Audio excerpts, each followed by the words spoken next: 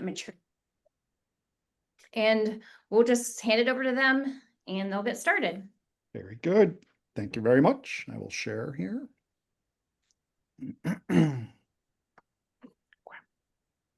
And then let's get the presentation up. Here we go. Okay, very good. Well, thank you everybody who's joining live with us today. We're going to be talking about business continuity planning and building a business continuity plan program. And so very quick introductions.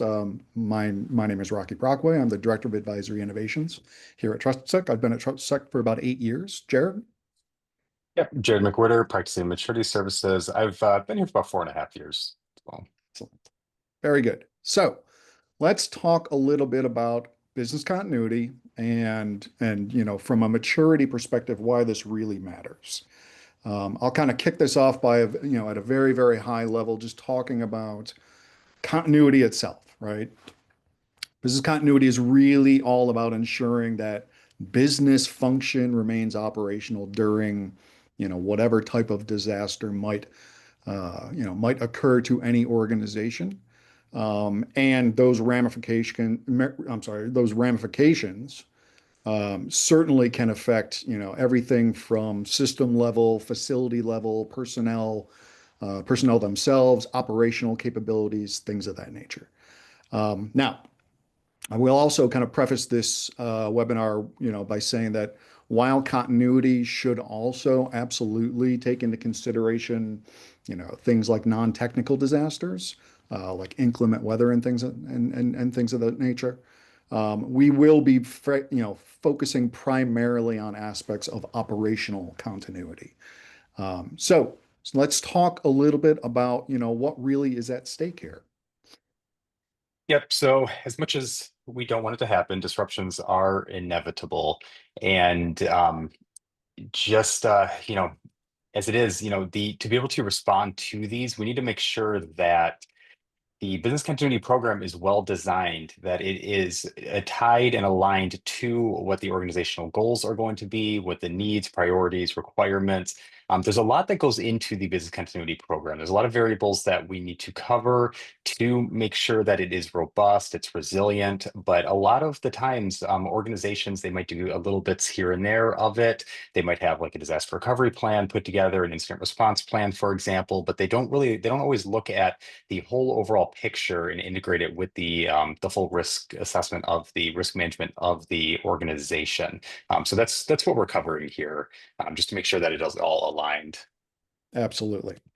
And so, one of the first and foremost aspects of a continuity plan, its entire job is to realistically be proactive, right? So when we start walking through some of the variables and requirements of continuity planning, all of this is intended to help organizations build a mature business continuity plan, right? That is ultimately proactive.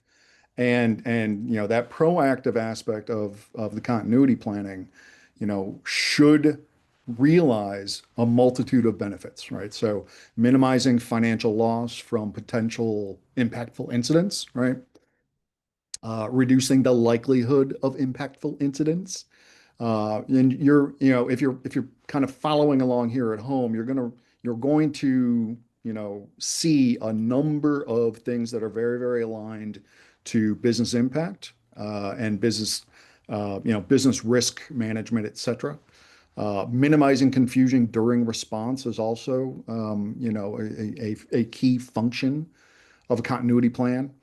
Recovering business critical systems, ensuring we have the ability to meet contractual obligations and requirements, right? So, if there are, for example, clients that have contractual obligations that your services need to be up for, whatever SLA period, ensuring that all of that is documented, and that, during a potential, large scale event or disaster, that, those variables are taken into consideration, as well as maintaining a positive public image and reputation. But But realistically, there are a number of things now that we really kind of, from a component perspective, we want to, let's just kind of outline at a high level, and then we'll start getting into some of those details. Yeah, perfect. Yeah, so as I stated a moment ago, there's and as Rocky did as well, there's a lot of variables that goes into this. When we're looking at the needs of the organization, we need to make sure that all the following components that we have listed here typically are what we are looking for in a robust business continuity program. And we'll be diving into each one of these in detail as we're going through the presentation here, through the webinar. But essentially, as it's stated, we need to make sure that there is a security steering committee that is talking with various lines of businesses throughout the organization, understands the needs of the organization, and then other aspects of it, such as the data classification standards, that's critical, making sure that inventories of the systems and their supporting assets are documented. We need to know what exists to be able to know how we're going to recover it. And then disaster recovery, incident response, risk management. Those are all important pieces to make sure that they are all aligned and they all fulfill very important individual aspects of the program. And then, as Rocky was saying a moment ago with the PR, if there is an issue, we need to make sure that crisis management is robust so that we know from the communication standpoint and from the operational standpoint, how are we going to respond when there is a crisis? It's emergency situations, when we're talking about continuity, they can become confusing. They can be there, a lot can go on at the time. Emotions can run high. So it's just important to make sure that we have all these components well defined, well drafted, well tested, so that when the disruption happens, because as we said, it is inevitable, when it happens, we need to make sure that these are all covered so we're not running around trying to figure out how to do it when the time comes. Absolutely. If you've heard me do webinars before, you know that I'm a big business alignment guy, right? So, the goal of any security program really is to get to the point where the program is very much in alignment with the business itself, right? And so from that strategic perspective, business continuity, when organizations are looking at building a business continuity plan, and an overarching program around that. The alignment aspect is a very, very crucial aspect. So, first and foremost, right? Let's talk about acquiring leadership support. This executive leadership support is crucial for any type of program like this, specifically from a governance perspective. Understanding, what leadership requires to help improve business decisions and making, the business decision making aspect of all this is fundamental to the process. However, in addition to, acquiring the support of, let's say, the executive leadership team or the board or what have you, there also needs to be a program sponsor, right? And that program sponsor is really kind of the liaison to or in between what will effectively be, and we'll talk about this in a couple of slides, the security steering committee that is managing the program, and the actual leadership team itself, right?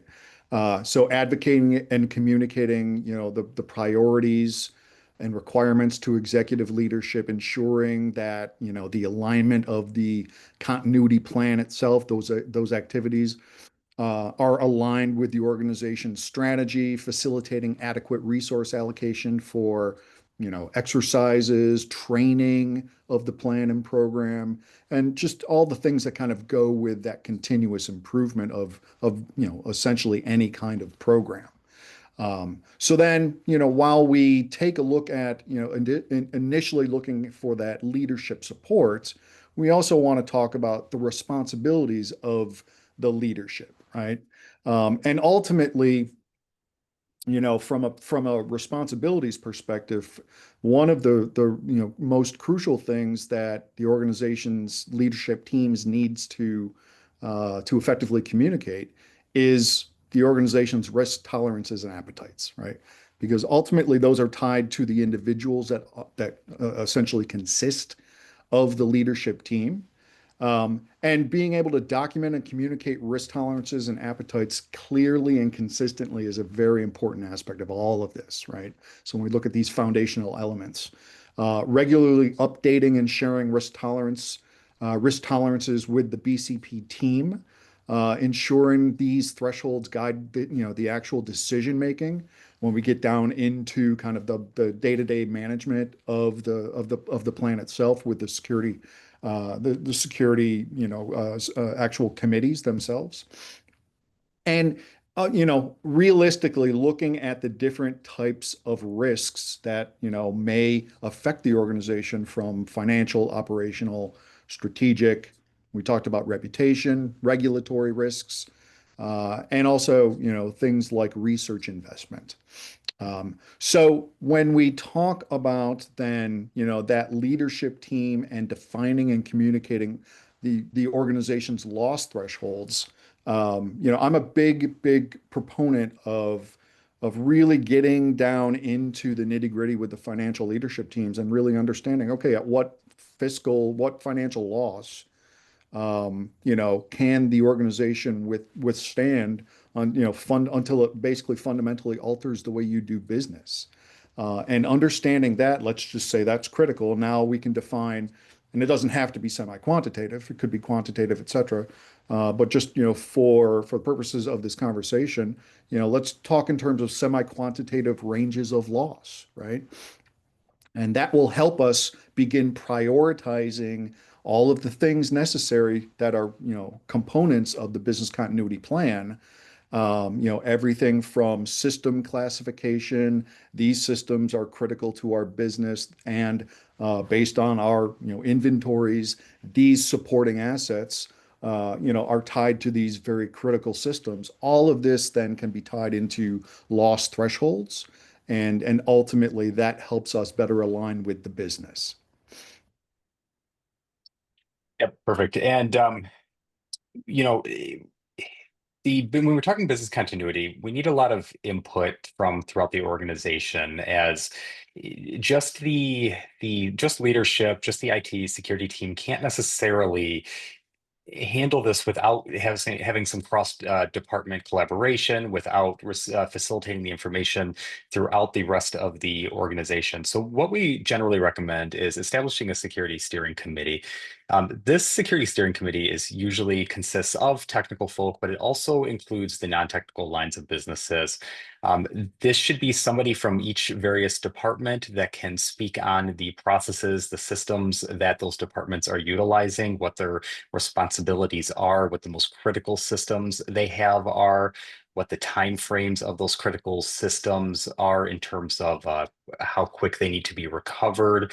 If those systems were down, what sort of ramifications would occur and how that would flow throughout the rest of the organization.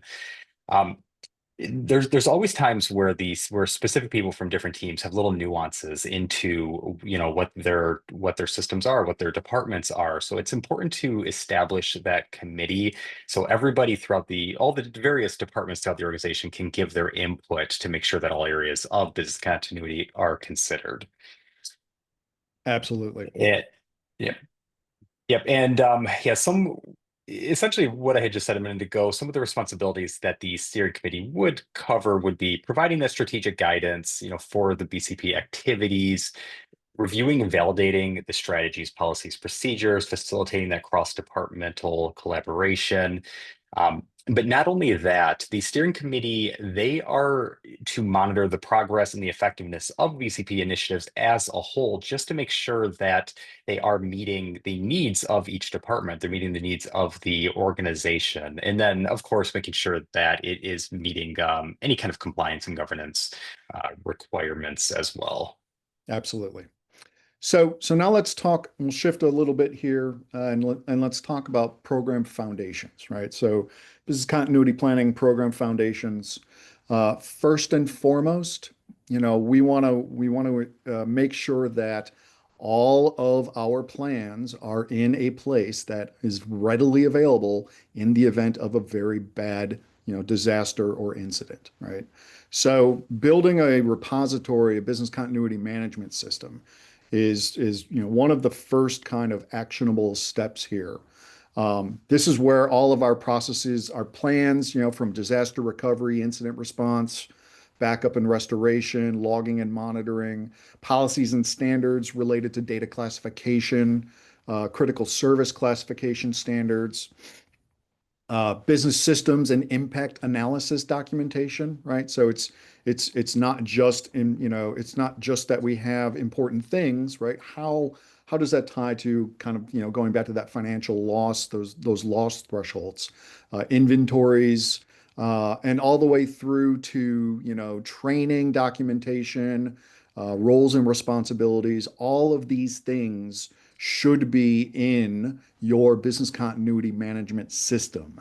And also, we do want to make sure that we are thinking ahead. And in the event that our primary business continuity management system becomes unavailable, what's our strategy? What's our plan for a secondary repository?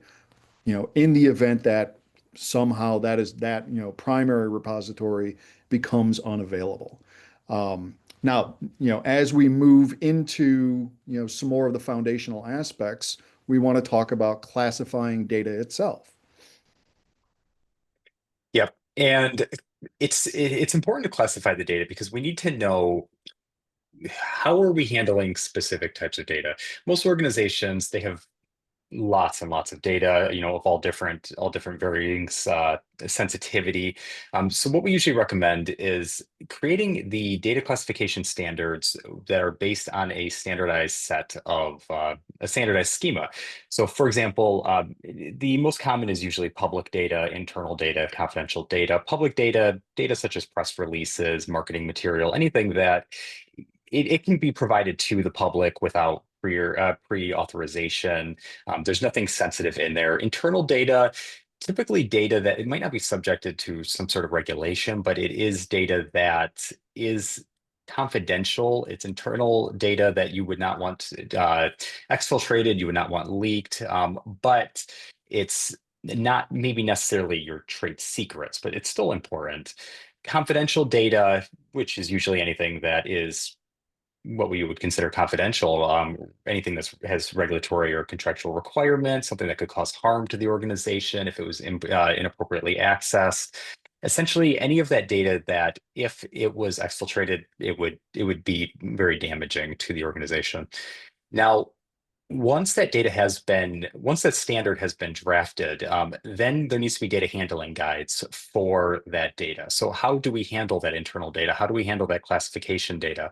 And the reason why this is important for business continuity is we're going to take that standard and we're going to tie that to the systems that host that data, to the file stores that host that data, so that we know what drives that. And then, for example, if we are responding to an incident, there's a certain system that was breached. We know, well, this system only has public data on it. We can take that into account. Or this data has confidential data. We need to take that into account in our response. Essentially, this is just for, establishing those appropriate handling processes and driving. Absolutely. Yeah. Absolutely. Yeah. And the next step from the actual kind of defining what that data classification standard looks like is, and I've actually done a couple of blogs on this about system classification, right? So we've defined our classification policy. Now we have to kind of apply that throughout the high, let's call it the higher level critical systems that the business relies upon, right? Now, once we've kind of done that, another aspect that will hit in a couple of more slides here is inventory management, right? We have to make sure that our inventories are complete because ultimately we need to map each of those critical systems to their supporting assets, right? And then each of those supporting assets, we have to apply that system classification accordingly, all the way down to all of those different things, all of those different supporting assets. Jared was just talking about the different kind of levels of the classification standard itself. So I'm just going to kind of pop to the next slide, which is ultimately, hey, let's now formalize our actual system classification process, right? Um, Here's a very simple example, right? A tiered example of, hey, tier 0, this is where our primary identity stores like Active Directory or our IT and OT network infrastructure, physical security systems, those end up being, from an infrastructure perspective, very, very crucial functions of the organization. And moving up into the next layer with the ERP and EMR systems or ICS solutions, then you've got email, communications, and things of that nature, and then all the way out to endpoint, and productivity and collaboration systems, right? So making sure that the system classification is well defined is another, crucial aspect of this, which then kind of runs into the challenge that most organizations have, which is inventory management. Yep, exactly. Yeah, inventory management. This is very important. As it states here, you really can't secure what you don't know exists in your environment. This is a foundational component to not only business continuity, but to a strong security and a strong IT program as a whole. So it really can't be stressed enough how important it is that your asset inventories are up to date. They include all of your all of your network devices, all of your system hosts, your hypervisors, your individual endpoints. It should also include it should go deeper than this and include your mobile devices. It should include the software that is on those machines. It's very important just so that when there is an emergency, when there is a disruption, you know that you can rely on these foundational components. You don't have to worry that maybe your Linux inventories are weak, but your Windows inventories are strong. You just need to make sure that those are all included. Um, and yeah, this is really just for, like I said, making sure that those foundations are covered. Absolutely. Yep. Yeah. And then once we have a good handle on our inventories, right? We kind of mentioned it already, but the really mapping all of those assets. The goal for asset mapping is really to ensure each of the supporting assets for your defined business critical systems have been associated with that system's criticality level or ring, so to speak, from our little classification example standard there. So at the end of all of this, we have a classification, right? A classification standard that's helping to guide a number of different activities, some very much integrated into business continuity. Sometimes some aren't, right?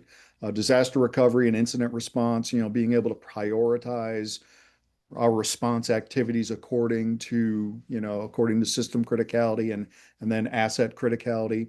But vulnerability remediation is also something that relies very heavily on classification as well. A vulnerability that gets discovered that affects some endpoints out there may not be as critical to remediate as quickly as, let's say, something, vulnerability, an exploitable vulnerability discovered, that affects our domain controllers, right? Also prioritizing what systems then actually get restored first over others. So all of this really kind of from a, again, foundational perspective, all of this really needs to be developed in coordination with input, obviously, from the business and leadership and those lines of business, but also then with final approval and overseen and managed by the security steering committee. So as we kind of move into our daily kind of practice makes perfect aspect of business continuity planning, we need to talk about the Russian dolls, so to speak, the nesting dolls of incident response, disaster recovery, and business continuity. Yep. Yeah, as we've stated already a few times, incident response and disaster recovery, they are foundational to the overall business continuity program. Um, just like the nesting doll here, they build on each other. So in incident response, that is important for responding and recovering from specific attacks. Um, Just like disruptions, attacks are inevitable. It's going to happen. So we need to make sure that incident response is well defined. You have an incident response policy, there's incident response plans, we have incident response playbooks for different types of attacks. Just making sure that we know from a roles and responsibilities aspect, from a process aspect, how we are going to respond to these specific types of attacks. Disaster recovery, on the other hand, this comes at a this comes after the incident response in the sense that this is actually recovering at scale. It could be in response to an incident, or it could be in response to a just disruption or an event of some other kind. It doesn't necessarily have to be an attack. But disaster recovery is how do we recover these systems? We now know what the most critical systems are. We have our systems inventoried. We know what is on these systems, but how are we going to actually recover these systems when the time comes? Overall, both incident response and disaster recovery, as stated, they feed into the overall business continuity program to coordinate all of the activities, all of the efforts here in place, just to make sure that we have a robust and resilient program as a whole. Absolutely. And, now one of the most challenging aspects of continuity planning is knowledge transfer and training, right? So ensuring that all employees are aware that there is a business continuity plan, is a crucial aspect of all of this. And the security steering committee really should be reviewing the annual kind of responsibilities, related to knowledge transfer as well as training, right? There's a number of things that, could potentially be conducted annually as the organization builds the business continuity planning roadmap, and especially from a budgeting perspective, right? So impact analysis, we've already mentioned, is a crucial aspect of all this to understand, potential financial disruption and prioritization of critical business systems, uh, evaluating operational disruption. Did that facility just have an outage? And if that facility is, let's say, representing 25% of our revenue, how are we going to kind of, add that into our playbooks and things of that nature, ensuring that everybody from a roles and responsibilities perspective, that understanding is crystal clear on everybody who, not only is on the steering committee, but then kind of throughout the response, disaster recovery, incident response, et cetera. Practicing tabletops, right? Tabletop exercises. We'll talk a little bit about, a little further around practice, in the next slide. But also, ensuring that we are also taking into consideration out-of-band communications, as well as previously mentioned, contractual obligations. But, from a practice and exercise perspective, we need to build that muscle memory. Mhm. Yep, as it was stated, practice makes perfect, and confidence comes from practice. So testing our disaster recovery, testing our incident response, and our overall business continuity program, it is critical.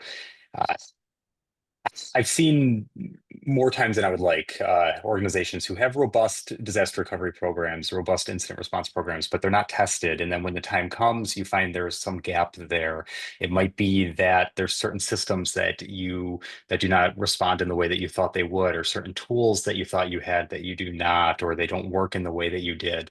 It's essential to test both of these programs, and there's several ways that you can do that.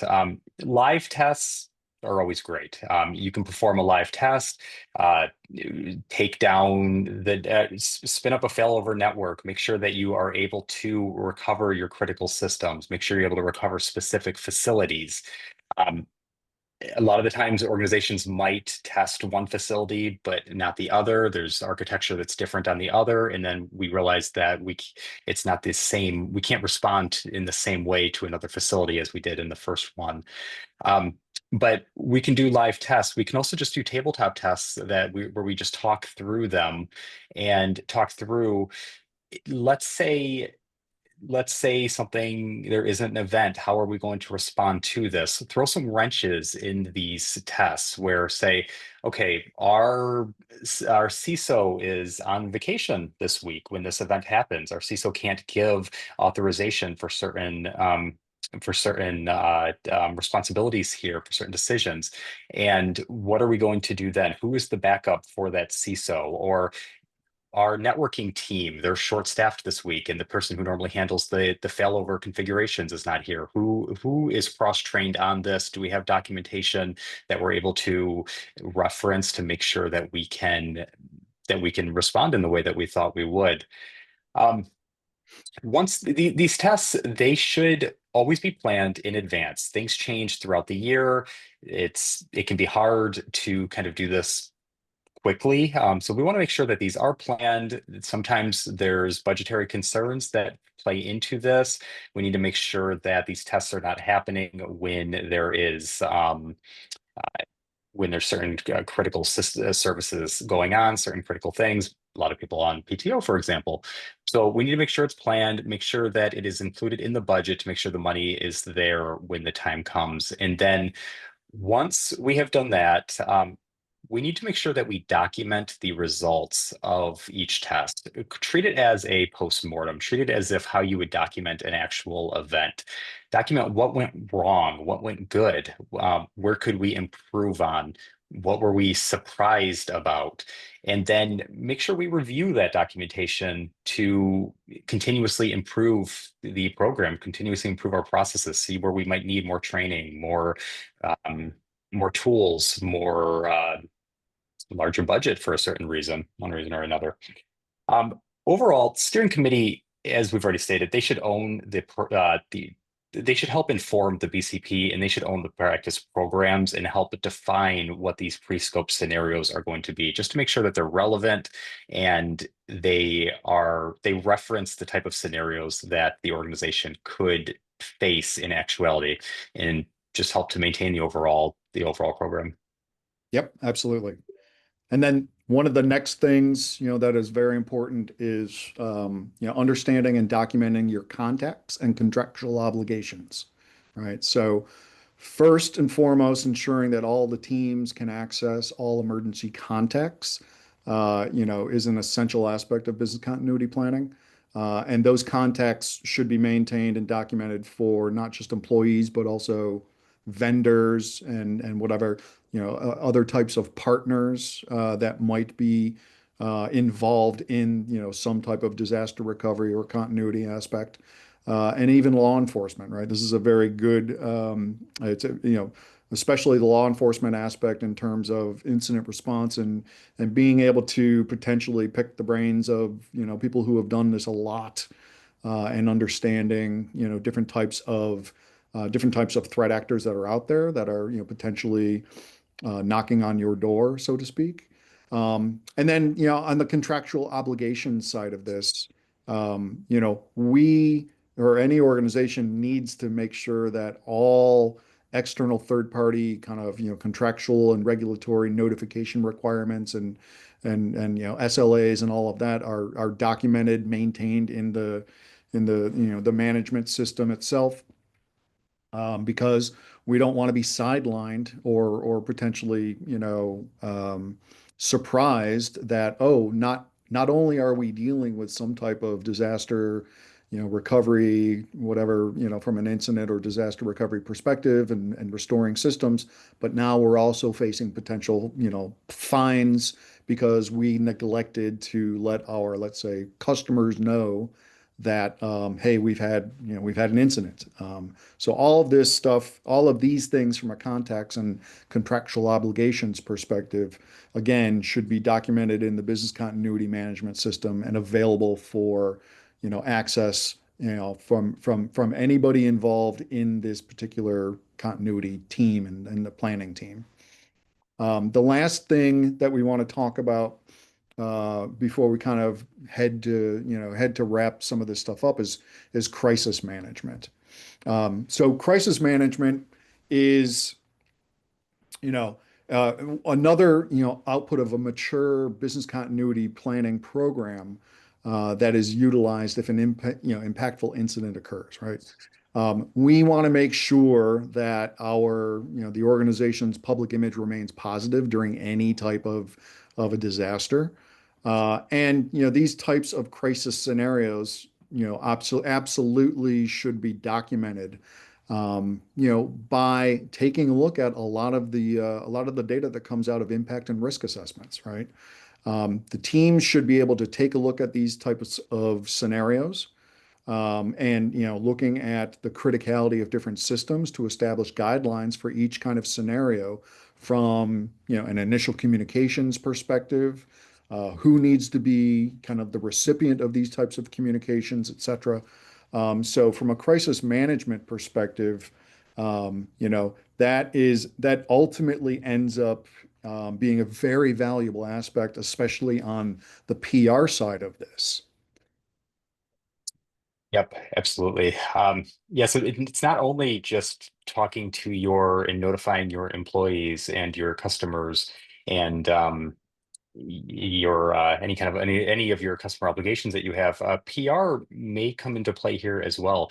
If it's a large scale outage where your critical systems are down and it impacts the public, where it starts making news, or for example, or if it's an incident that has major uh, complications such as data exfiltration or anything that any of these likely crisis scenarios could end up requiring public relations. So what we generally say is, after as you have drafted those crisis scenarios, identified what that could be, the public relations team, and it could be internal, it could be external. A lot of organizations have external PR teams. Draft what these responses are going to be ahead of time, again, because when a emergency like this happens, emotions run hot. It can be hard to draft these kind of responses ahead of time or after the fact. It can be hard to draft these after the fact, so we recommend drafting these ahead of time based on what those likely crisis scenarios are. Yep, absolutely. And last but not least, we would be remiss if we didn't tie all of this into the organization's risk management, program itself, right? So mature security programs, continuity really needs to be woven into the organization's higher level enterprise risk management program, to obviously minimize the potential financial losses resulting from these types of disaster, scenarios. The risk management program itself, obviously takes into consideration data from all sorts of different angles of the business itself. Strong, mature risk management programs are doing a lot of work from a business impact perspective, obviously to understand, all of the different business functions, and then all of the different systems that each of those business functions find critical, right? And you're going to have different, lines of business that have different ideas about what systems are actually, more critical to their department than others. So all of that needs to be taken, into consideration as well. And again, business continuity planning needs to be woven into this overarching risk management program, because ultimately, right, our goal is to help build resiliency into our organizations, and that's a journey. That's a long kind of, a long journey, but it absolutely relies upon a proactive risk management program and a mature business continuity planning program, which hopefully we've kind of outlined throughout this, what makes up a mature business continuity planning program throughout this webinar. The last thing that I will just, leave us with before we, get to any questions, if there are any questions, is just from a very, very high level strategic perspective. We at Trusted Sec have, really kind of try to keep things very, very simple. So our strategy really revolves around these three buckets. Our maturity, which is, do you have the things that should be in your program, right? Everything from, the multi-factor authentication, backup systems with immutable backups, a monitored SIM and EDR, things of that nature. Those are the things, some examples of the things that program maturity should be looking at, as well as compliance, right? Compliance is certainly an aspect of program maturity. But the second bucket then is effectiveness. While it's neat that you have some of those things in your mature program, how well have they actually been deployed, and how well have they actually been deployed from an effectiveness perspective within your actual environment? And then the third bucket then is risk, right? And that's looking at all right, well, what is the likelihood of some of these bad things actually happening to our organization? And if they were to happen from an impact perspective, what would be the expected financial losses, right? So just a kind of recap on our trusted security strategy, very simply. And then, we can kind of do a little bit of a wrap up, and then we can see if there are any questions. Yep, perfect. Yeah, to go back to what we said at the beginning, disruptions are inevitable. It's going to happen, and the ability to quickly respond, it depends on all these variables that we went over. So it really is crucial to make sure that you are testing these processes. You make sure that your foundations are in place. Make sure that your inventories are there, your assets are mapped. Make sure that you know what data is on these systems. Make sure that these plans that you have, that there's a secondary repository of them. These are all, everything that we went over today, these are all very crucial to the maturity of your overall business continuity program.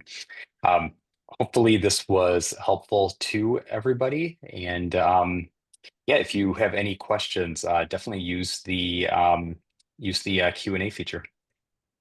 Um, let's see, we do have one that just came through. Uh, Somebody had asked if the PowerPoint, they said they know this is recorded, but they want to know if the PowerPoint will be made available or if this is considered proprietary. That's a great question. Mhm. I'm not positive, but we can certainly, ask our marketing team Mhm. whether or not the slides themselves will be available. But yeah, this is obviously being recorded right now, and so that at least will be available.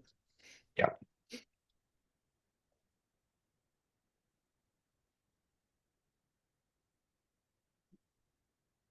We got another one asking if they can get CEH credit or certification for participating. Generally, webinars like this do offer credit, but that's going to depend on the specific certification that you're looking at. So I would look to see if what qualifies for those continuing education credits, but I wouldn't be surprised if it is, but we wouldn't be able to answer that regarding specific certifications.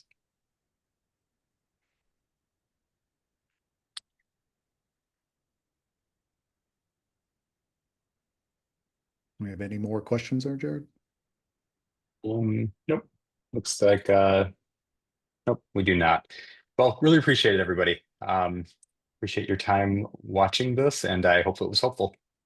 Yep, absolutely. Thank you, everybody, everybody who attended live. And obviously then follow Trusted Sec on all the social media platforms. And we appreciate you spending a little bit of time with us. Look forward to or look out for our next webinar next month. And thank you very much. Take care, everybody. Thank you.